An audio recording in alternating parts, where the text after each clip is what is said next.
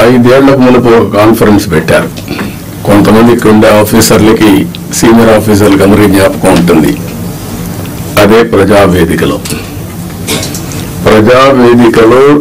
Collectors conference పెట్టి ఆనాటి ముఖ్యమంత్రి ఈ కాన్ఫరెన్స్ అవుతానే ఈ బిల్డింగ్ కూలగొడతామని అనౌన్స్ చేసి విధ్వంసానికి శ్రీకారం చుట్టాడు.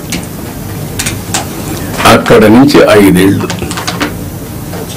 అన్ని రంగాల్లో ఒక రంగంలో మిగలలేదు. నేను 4వసారి ముఖ్యమంత్రి అయిన తర్వాత ఫస్ట్ టైం నేను ముఖ్యమంత్రి అయ్యాను.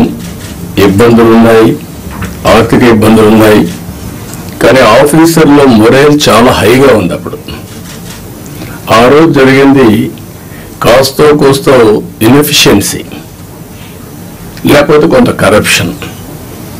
ఇప్పుడు అట్లా కాకుండా విధ్వంసం, పనిచేసే ఆఫీసర్లందరినీ పక్కన పెట్టడం, ఆఫీసర్లు కూడా బ్లాక్మెయిల్ చేయడం, ఒకటి కాదు అన్నీ కలిసి ఈరోజు ఈ స్టేజ్కి నేను ఎప్పుడూ చూడనంత ఒకటి బ్రాండ్ ఏపీ దెబ్బతినింది.